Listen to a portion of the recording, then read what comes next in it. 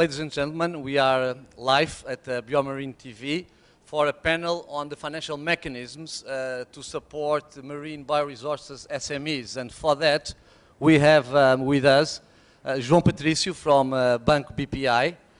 We have Luís Conceição from Sparrows, CFO. Sébastien Grouillet from Seventure, which is a capital risk French company. And Helena Vaz Pinto from Vieira de Almeida, VDA, a law firm, partner in the law firm. And I would start by João Patrício before. Of course, we speak about financial mechanisms. We have to speak about the banks.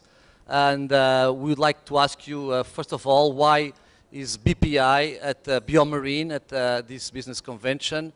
And what is already your interest in the blue economy in general, because I understand that this is also somehow a first attempt of BPI to look into this market.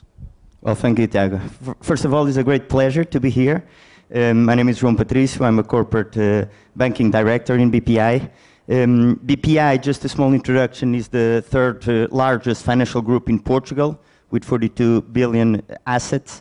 We serve around 3 million customers, 1.7 in Portugal, and a big presence also in Angola, and around 6,000 employees.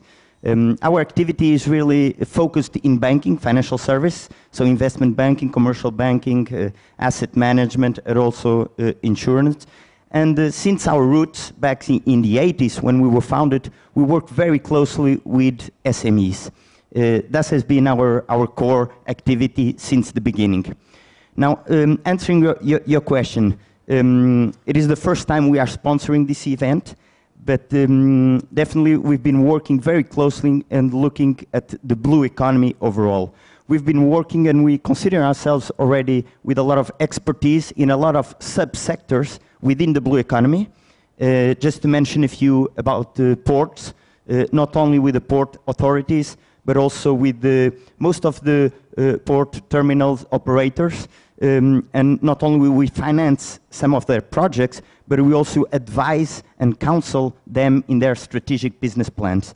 But not only ports, with the maritime transport, fishing transformation, tourism, of course, just to name a few.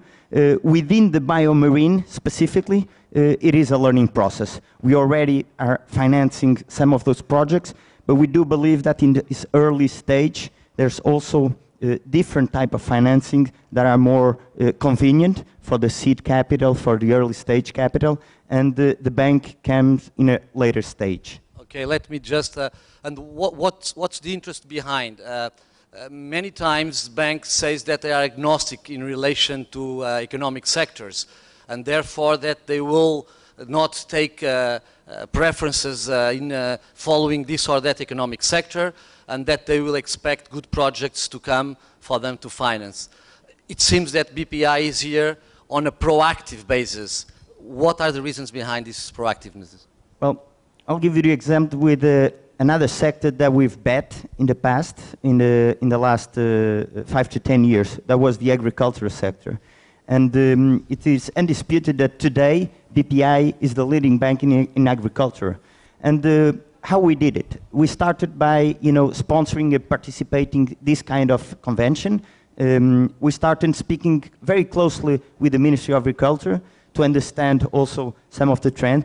And of course, most important of all, we worked very closely with the SMEs of the sector to understand their needs, to understand what are the problems they're facing. And in the past 10 years, we developed inside BPI a lot of products, a lot of services, a lot of solutions tailor-made for the agricultural sector. We've been very successful. And I would say that this is the first step to understand better this BioMarine. We do believe that the blue economy and the BioMarine economy will have a strong growth, and Portugal will be a key player in the world sector. So we want to be here, and that's the main reason why we are sponsoring this major event. Thank you very much. I'll go back to you later on, and now I will move into the company, the biotech company side, and to Luís Conceição, and I will ask you, I would like to understand, Sparrows, it's a company that is still a recent company, and that has came somehow from the research side, from the academia. So I would like you to, if you could, to summarize a bit what were your financial needs and how have you evolved. I understand that probably now your financial needs are different as they were in the first moments of Sparrows. What were your needs financially when you started with Sparrows? Did you have public funding for demos and pilot projects? Is that evolved? Thank you. Good afternoon. Thank you and good afternoon. Well, basically, Sparrows, it's, as you said, it's a startup arising from the Center of Marine Sciences and the University of Algarve in south of Portugal, in Faro. And we are dedicated to develop novel solutions for fish nutrition and for fish feeding. So we are in the aqua feed business, and we try to be a bit, make a bit the bridge between the research and the industry in this sector. And going more directly to your question, in the beginning, of course, we started. We are still two partners in the company. We have a limited capacity of investment, and we start looking for the financial mechanisms that could support our start. And initially, we looked at venture capital. We looked at bank loans. We also started from the beginning to explore the possibilities of public funding through research projects, through innovation projects. And actually, from the start, we have been quite successful in having attracting public investment in terms of research projects and also innovation projects, both at the national level but also at the European level. And at the same time, we also got some support from the Portuguese banking system in loans. One advantage, or what the strategy we followed, was to have a stepwise growth. So we didn't need a very big investment in the beginning. So this was this facilitated our access to the bank market, let's say. Still, I think we were quite lucky because we started in 2008, and at that time the financial climate was quite favorable. We got loans at very good conditions, which still today they are not possible. Even with our, now we have something to show. At the beginning, we have only a project to show, a business plan, and little more. But so we were also lucky with the timing when we started our business. But so that is how we started. In terms of our financial needs, I mean, as I said, we have been building up our investment in a stepwise manner. And so far, we have resorted only to bank loans and some subsidies from the co-funded projects, as I said.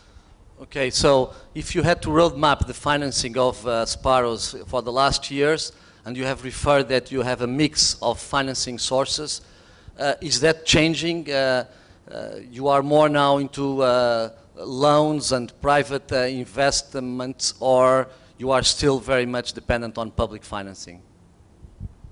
Well, I'm happy to say that, I mean, we still rely on some public funding. We still go to the banking system for loans, mostly, I mean, for, as our business is growing, our cash flow needs are also increasing, and that is something that it's not easy to deal with without the support from the banks. But luckily also, as I was saying, we're also able to develop our business, especially with, we do both in our, we have two main business lines. One is to do contract research, another one is to develop products and to sell them. And the contract research business line, that's the one we developed first, and we were relatively successful there. So that allowed us also to get some financial, own financial muscle, let's say. Okay, I will get back to you as well, trying to understand if, you know, if Sparrows has been satisfied with the sources of financing, or if you think that things should improve in that area. And for Sébastien Rouillet, of course, you come from an industry that is somehow more positioned in relation to specific economic sectors. Risk capital may target special sectors. I understand that Seventure is the case as well. And you are also, in a way, more proactive, but at the same time also more invasive to the companies in which you... So I wanted you to comment on this, to tell me if this is something that is understood and well received, or if you find a lot of barriers because of that. Exactly. In fact, we are Seventure is a venture capital French firm dedicated to nutrition, healthcare, lifestyle, and microbiome. So we're managing a little bit over 500 million euros right now. So we're investing between 1 and 10 million euros per company. The idea is to finance the first demonstration of the technology. So we are quite early stage, but we can go on a later stage whenever the technology is already proven and they have to grow, let's say, the pilot plant, especially in marine biotech or industrial biotech, or they have to do the preclinical proof of concept or the clinical proof of concept. So the idea is to develop the technology up to a point where an industrial partner or customers are able to really demonstrate the value of the company. So we are quite invasive, as you say. We take board membership, and we are quite helpful to the CEOs. At least we want to help them. So we're trying to help them with marketing, with strategy, with human resources, of course financial resources. They mainly come to us for finance, but we try to be much more open-minded than finance. We want to help them in whatever way they want us to do that. So open the network, try to find new customers, try to find new business models, because usually with new technologies you have to be also innovative with business models. And the idea is to really have a partnership with the CEOs, with the management team, and try to be as hands-on as possible without being doing the job of the CEO. Of course, we don't want to be the CEO instead of the CEO, but we want to be someone whom they can talk to every day or every week, as long as they need, as long as they want us to try to help them to develop their product and the company. For example, the main idea of a VC is to try to be the link between the CEO and the rest of the financial world, the rest of the customer world. We're not going to do the CEO job, but we're going to help them do it. And if they need us, I don't know, for a few demonstrations, if they need us for conferences, for conventions, we'll be there and we'll try to help them and to go with them. And how does it happen, the contact point? Are you chasing the companies, or they actually came to you? How does this work? How has that been working for you? Usually they're chasing us because we are seeing more than 600 projects a year, and we're investing in 5 to 7. So I'll let you do the math. We are very selective, so usually they're going at us. But after that, it depends. I was invited at BioMarine, and I took a look at the website and the people in the room, and I said, okay, who is going to be someone of interest for me? And so I took some meeting with them also. So it's mainly us coming to them, them coming to us, but usually you also have a network of people that can tell, okay, Seventure, you should look at this company. I can get you in touch with this type of people, and this is the way it works. You develop your network, and people are coming at you, and you're going to see what they're doing. There's a lot of strategic knowledge around that, saying, okay, we want to invest in this type of sector. For example, marine biotech. That's why I'm here. And we want to have a better knowledge, so we're going to meet people that know the companies, that know the sector, and that are going to help us develop our knowledge and our experience in this sector. Okay, thank you very much. We'll go back to you as well. And to Elena. Elena, you are in the business of setting up legally investment funds and risk capital industry. And of course, I wanted to ask you, I think that in the audience we can have both companies that will be willing to tap the investment funds for financing, but you also have business angels, and you also have also the side of the financial side. What are people somehow as the people that are not working in the finance sector somehow has the perception that it is very difficult to set up a company such as an investment fund, that is very cumbersome, that you have to have a lot of permits and licenses. What could you tell us about that? Well, for an investment fund to be created, you have it's a regulated entity in principle here in Portugal, and it is in almost all world within Europe. So, sorry. So you really need but the part is bureaucratic. For setting up, you need to have a plan, a very good plan, and you need to have investors. You need to have an idea and the way to get funds to invest in that idea, right? But and then what really does it take? I mean, in terms of legal procedure, how do you have to? The legal procedure is not very complicated. The legal procedure is you have to have a fund regulation, but mainly what do you need? You need to have credibility to capture the funds from that for the investment funds. Now, another thing is for an investment fund to invest in a company. That may be the thing that you're probably legally it's more complicated, because the small companies, SMEs, are not really prepared. I mean, early stage companies are not really prepared for the. You have to put the mic closer. SMEs are not really prepared for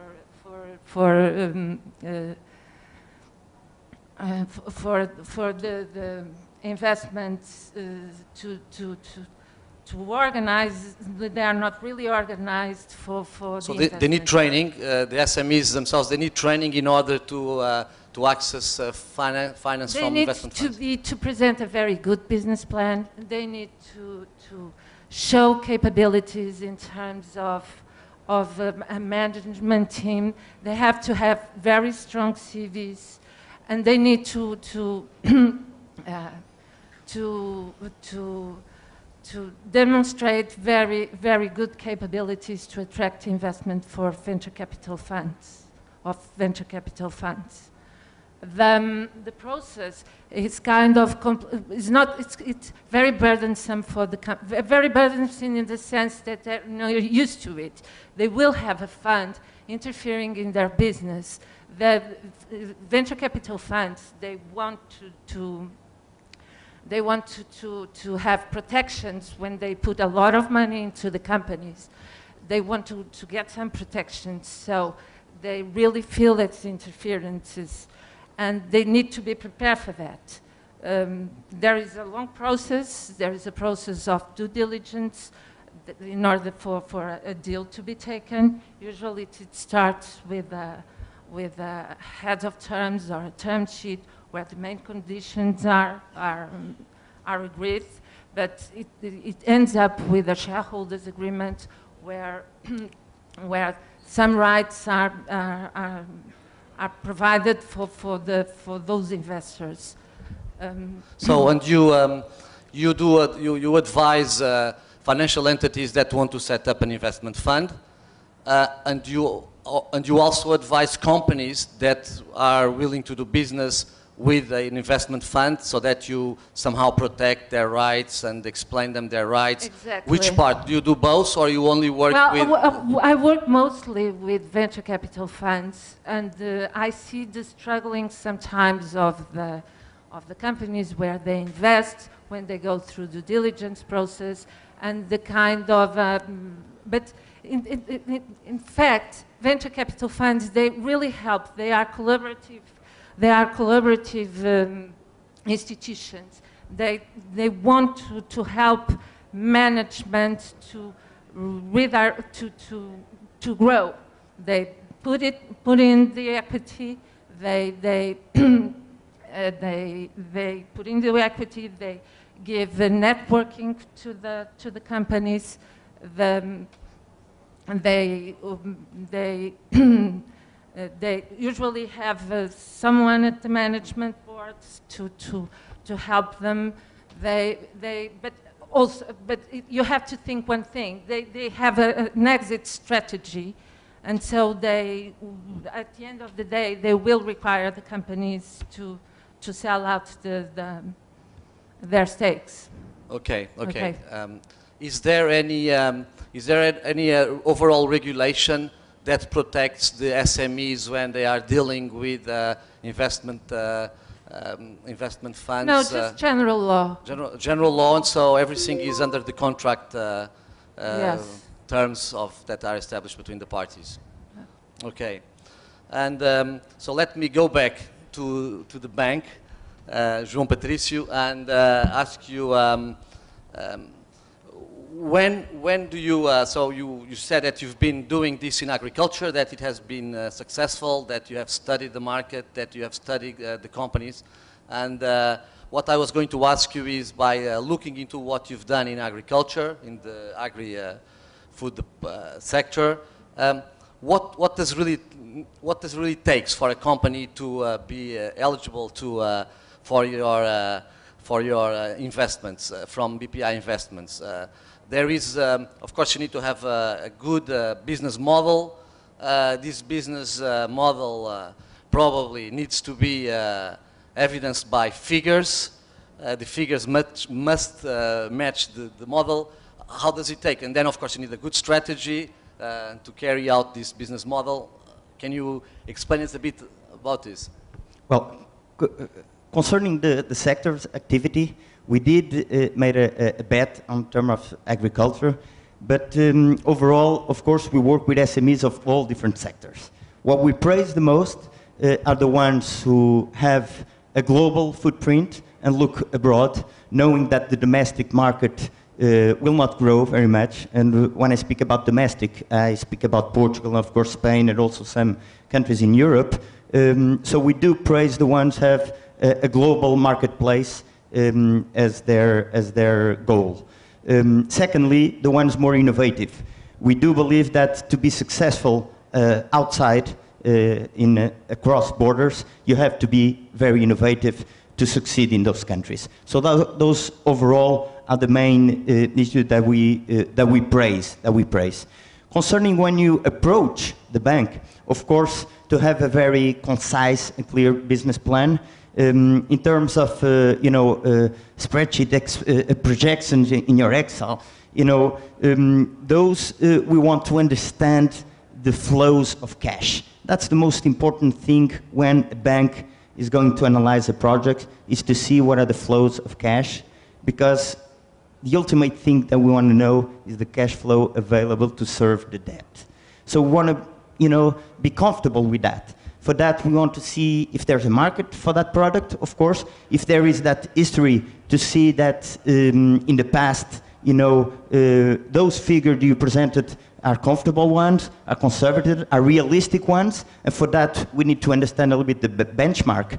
And we did that in agriculture, and that's the reason why I told you that in the BioMarine, we've been already analyzing projects, but it's a learning process. It's a learning process that takes some time for us to feel really comfortable with the key indicators of the sector. This means as well that you are probably targeting your investments to companies, of course, that have cash flows, that have clients, that have markets. So that means that you won't come very early into the life of the companies. Is that the case? Do you require a track record? Do they have to... As I mentioned before, definitely the finance within a bank, I do believe it comes in a second stage. So we've talked here before, in the early stage there are, business angel, VCs, as we mentioned before, seed capital, friends and family, state grants, I don't know, several other financing sources that are previous to the one. Because when we look, we do praise equity equity in those companies. SMEs have to have a balance sheet that is solid in terms of financial, so you have to a piece of equity. And that equity can come from the entrepreneur who had the idea, or from the VC, of course, or another financial partner that entered the early stage. Okay, good. Thank you very much. And Luís Conceição, did you in Spiros feel the need of also somehow being helped by risk capital industries that could help you manage the company or expand its markets, develop networks for you? Has this been something that you've been looking for? Yes, in the beginning, that's one of the funding sources that we studied, and actually we started even negotiations with one of the Portuguese venture capital companies in the start, and actually that negotiation, in a way, it was going in the right direction, but in the middle of the negotiation, by our contact with the banks, we saw that we could also get direct financing from the bank. So we went that way. We didn't take the venture capital, the venture capital lane, let's say. But that was, again, because we had this strategy of having a slow growth in terms of investment. Yeah, we didn't do a one-shot investment. But I mean, I can tell you also, I mean, in the beginning, we have a lot of support from the Technology Transfer Office from the University of Algarve. It's called CRIA. And we also have, we also have a kind of debt with them, so we participate in a lot of initiatives with other startup companies from younger people. Luckily, when we started, we were not that young, and I say luckily because as we were not that young, we have probably a bit more of technical credibility, so that helped us with the bank and also with the public funding, all that. I think that was an asset that we have used well. But for the younger people that are starting companies in their 20s, in their early 30s, that's a tougher challenge. And sometimes the impression that I have is that, of course, I mean, the financial, as it was being said here, I mean, the financial evaluation is a very important one when you start this investment. But sometimes I have the feeling that the balance between the financial risk and the technical risk and opportunity, it's not. Sometimes there is too much weight on the financial part and not enough on the business opportunity, let's say. Mm-hmm. Okay, and you said that you got help from the liaison office of Universidade do Algarve. So in a way, you are telling us as well that they would do the contacts, they would speak more the language of the financial sector. You never felt the need for specific training to be able to show your case. I mean, the most important part of support we get from this TTO was the construction of our business plan. We had a lot of help from specialized consultants, and luckily we had experienced people, so they helped us to shape our business plan in a way which was understandable by the financial system, for instance. Okay, but you had to do that through outsourcing, you didn't have indoors the capabilities to do that. Is that what you're saying as an SME that starts? Yes. Okay, so you will. Yes, because I mean our financial and economic background was, I mean, both me and my partner George, we are both biologists, so our economic background it was very limited, so we needed for sure help on that. And that worked well through the expert that the TTO advised us to use for that. And how is now? I mean, you've been growing. I know you've been hiring people. So the company doesn't need anymore the help of external advice for your financial proceedings, or is something that you still do? I mean, yes. I mean, of course, we always. I mean, advice is always welcome, and we do this. I mean, especially if it's free advice. Yes, I mean, we do this by participating in this kind of events. But we don't have formal consultancy on the management part. Okay, no. that was my point. And question. You haven't felt the need for that. Okay, very good. And Sebastian. You have an impressive portfolio with 600 projects in Europe. You are a French-based company, so this happens mostly in France, or you are really willing to analyze any kind of project anywhere in Europe or in the world? We mainly focus in Europe. Of course, we have a strong basis in France because that's where we come from, but we have 3 offices in Europe, one in London, another in Geneva, and a third one in Basel. So we're investing all over Europe. Actually, we have our most recent investment was in Germany, another one in the Netherlands. We're looking at investment in Scandinavia also. So we're European. We can also invest in the US or in Canada, but it's very rare because we don't have people over there. So we rely on other venture capitalists that we know that could bring us an opportunity. Otherwise, we won't go alone abroad, outside of Europe. So the idea is to say, okay, Europe is a very vast economic region. We have a lot of innovation. We have a lot of countries which are specialized in different sectors. Portugal for marine biotech and Norway also. So we want to be focused on these different areas where the strengths are and where you know there's a lot of money going in, either public money or venture or bank financing, other things like that, because we really believe in the cluster areas, because we think when you have a lot of people working in the same direction, you're going to create very, very good ideas and very good people, because as was mentioned, we're investing in technology, but we are also investing in people. So we want to have the best people available. And there's nothing more valuable than people that have already the experience of marketing, of developing products, of technology. So we want to have people that are the most valuable in the company. And it might be, and I have to say that we could say to scientists, okay, we will be ready to invest, but you need to recruit either a CEO, a commercial financial officer, a commercial sales officer, or an operational officer that would help you to develop the company. So it might be some prerequisites sometimes for our investment, as we say, okay, your team is good, but it's not good enough, so you have to recruit some other people.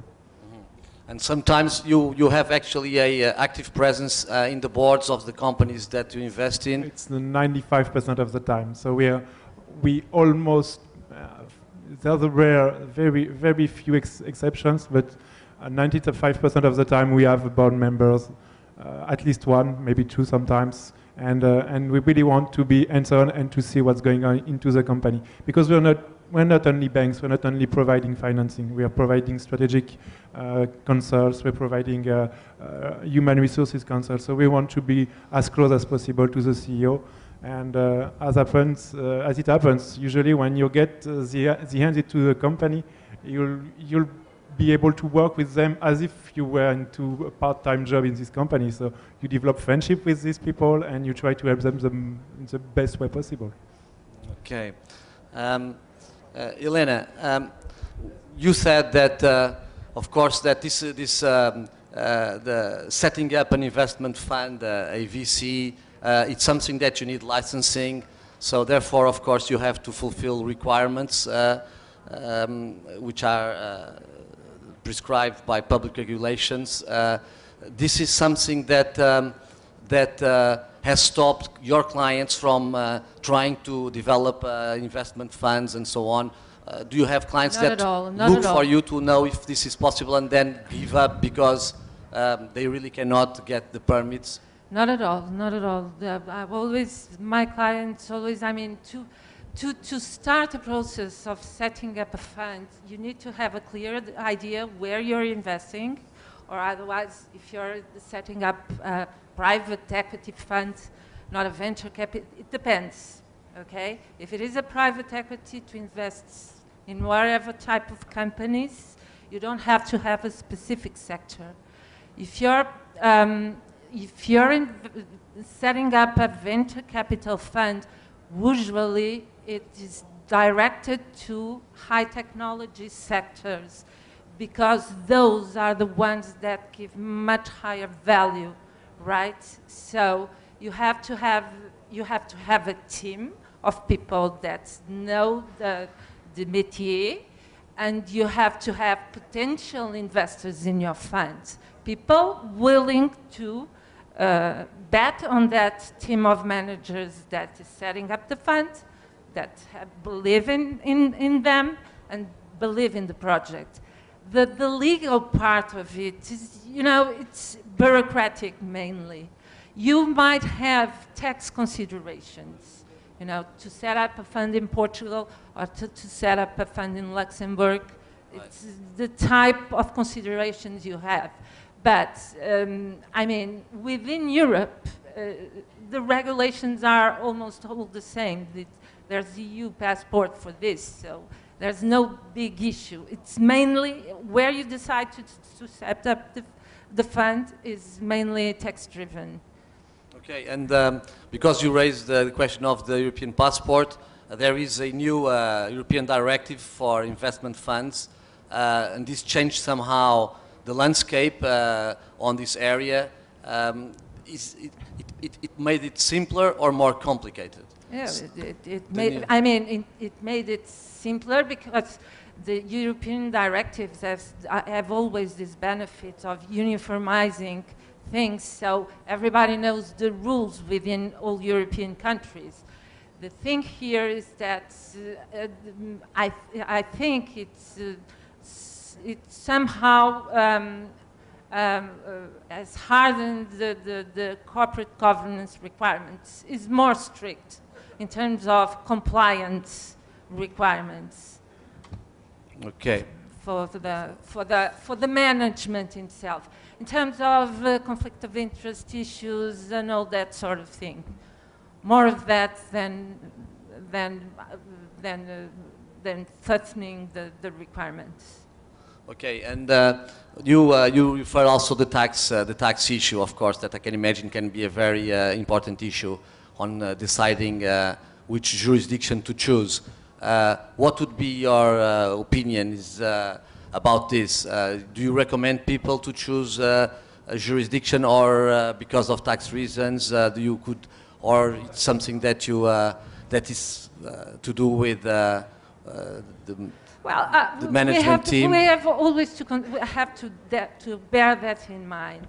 And we have to bear that in mind in terms of the funds and in terms of the return to the investment. And we will see that considering the nationality or resident state of the investors to whom mainly the fund is addressed. Of course, you know, it's really something you have to bear in mind. But it's becoming more neutral as the time go by. I mean, and for instance, in Portugal, it's there is no major issue not to prevent the creation of Portuguese funds. I mean, it's competitive with other countries. Okay, so you've been doing that also in Portugal then. Yeah. Going back to usual, you are an investment bank as well. Do you, when you decide, like you said that you made a bet on agriculture, so you decided that that was an interesting sector for the bank, that was a growing sector within the economy, and what is the role of BPI for a company and for a company of Blue Biotech that can approach you? Are you going to, your role is basically also to provide finance for this company, or do you also get busy in trying to match the company with clients or with other investors, so doing a bit the role of an investment bank?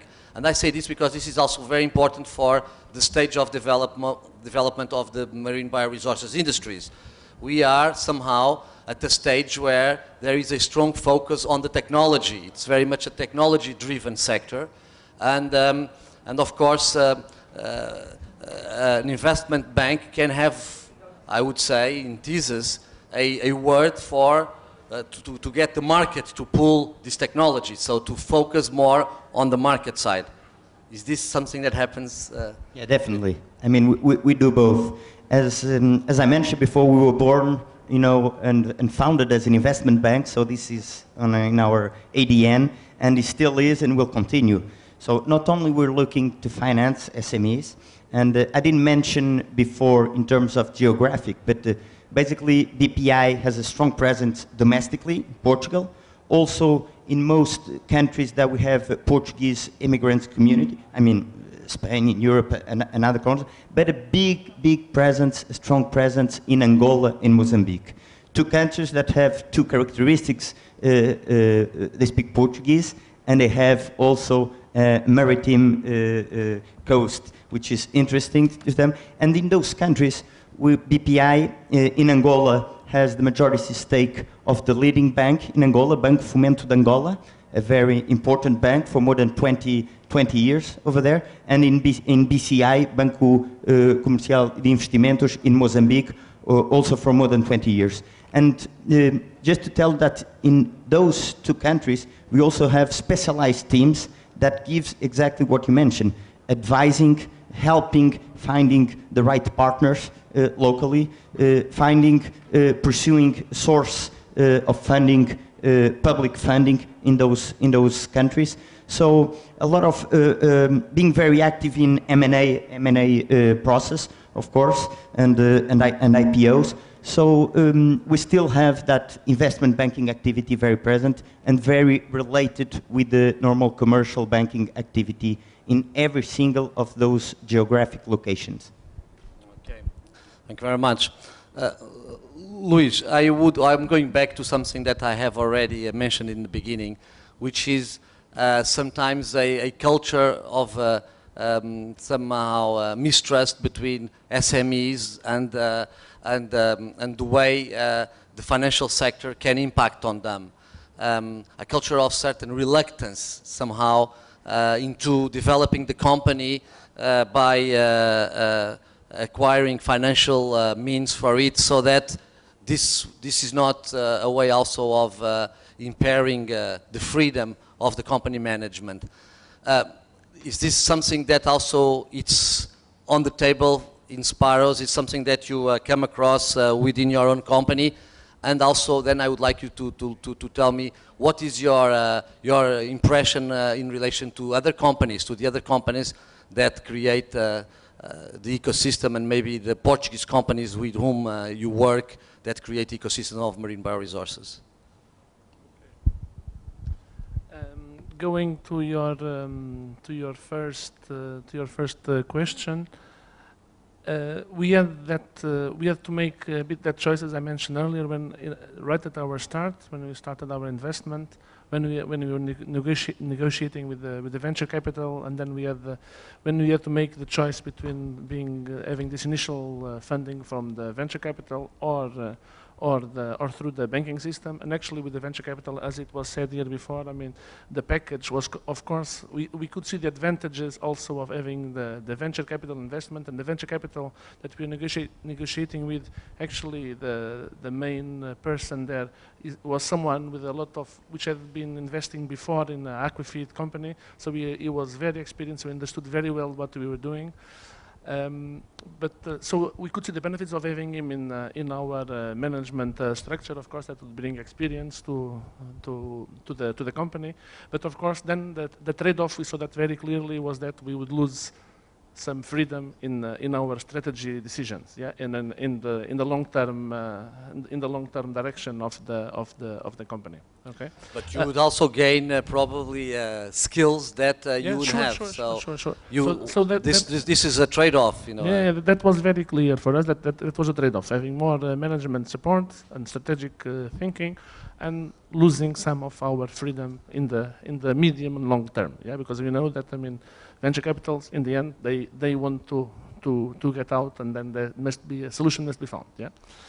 So we decided, as we had the option to go through the banking loan system, we went that way, and so far we are happy with that decision.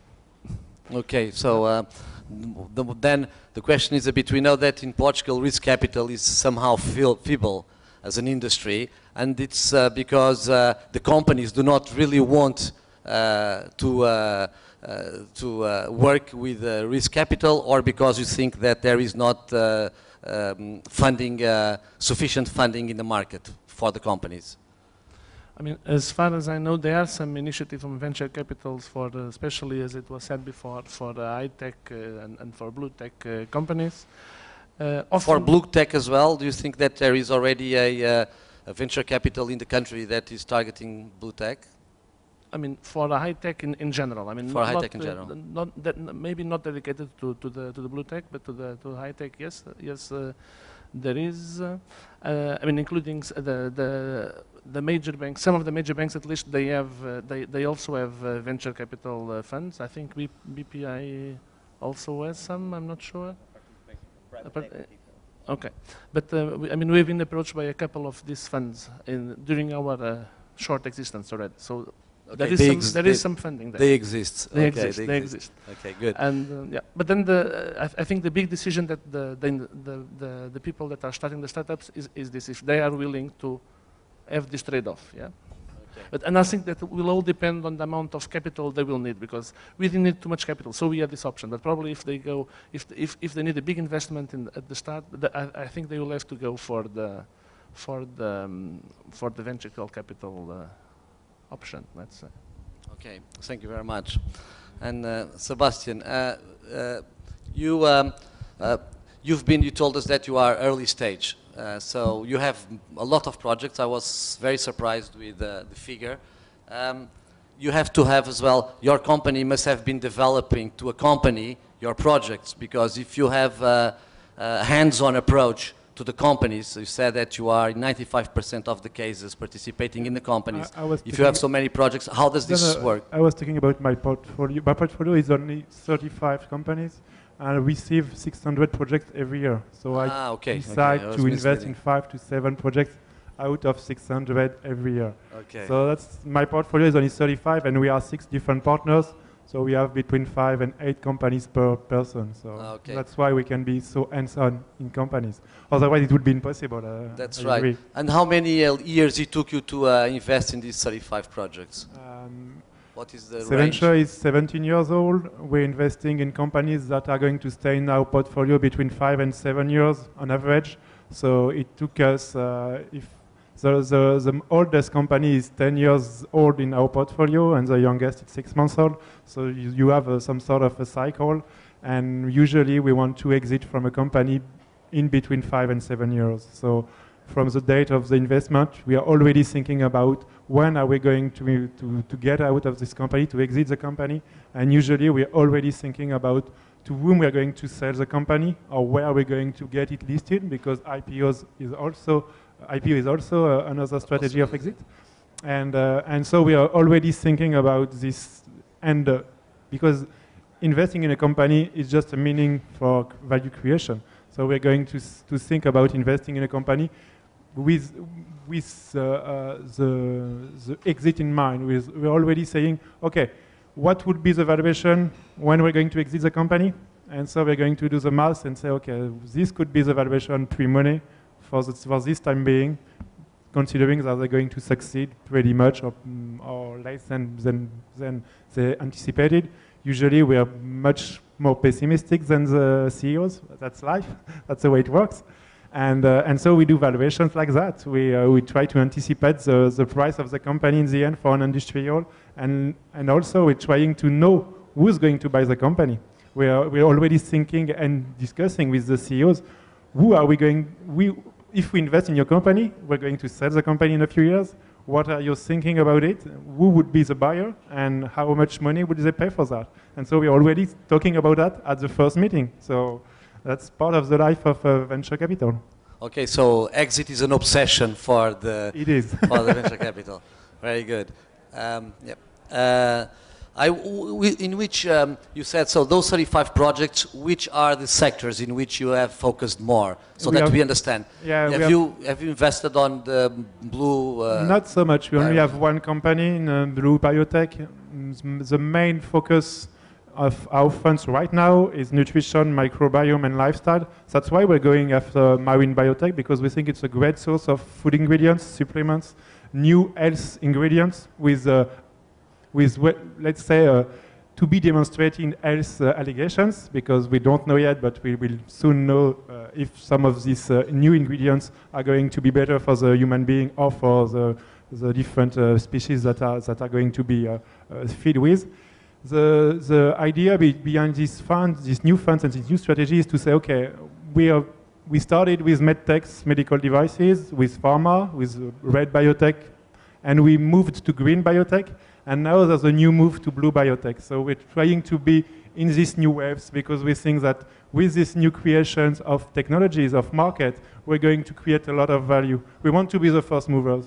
In fact, because we know that with the first mover, you have a value creation that is much bigger than when you're going too late. If you think about the internet bubble in the beginning of the 2000s, if you were to be an investor in these technologies in 1995, it would have been a perfect bet for you. If you made the investment in 1999, it was a nightmare. So you have to be early because there's a trend and you have to follow this trend. And sometimes it doesn't work, sometimes it works, but when it works, it can pay a lot. Good. So and that's why the early stage is an important stage of development for you. Elena, do you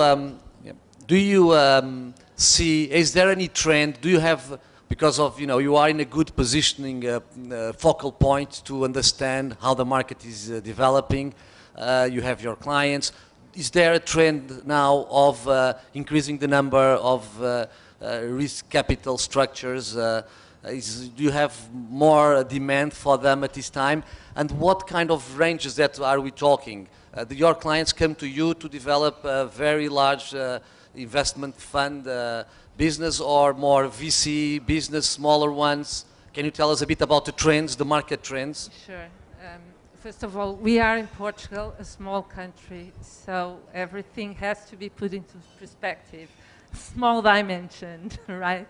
Now, we are now ending a phase. Due to the financial crisis, there were a lot of, in the past years, the funds that were created were restructuring funds. Don't really interest for this type of area. Now we see that ending. Most of those funds were created, invested in companies with problems and tried to sort them out in order to sell them out, and they were successful. And now we see a lot of initiatives, a growing market of business angels, many associations, entrepreneurship, a lot of the academia is participating. There's a lot of collaboration between the funds, the players, the market players, with the universities and the scientific community, and we see a lot of initiatives that trying to get funds and creating venture capital funds, more venture capital funds than private equity funds. That means that... Okay, Elena, thank you very much. I think that we are about to finish. I just understand that we are all learning here. It's very interesting. Companies are learning how to do their trade-offs with the financial sector, and the financial sector is also learning how to invest in the blue biotech and the marine bioresources industries. Thank you very much. I think it was very interesting. Thank you.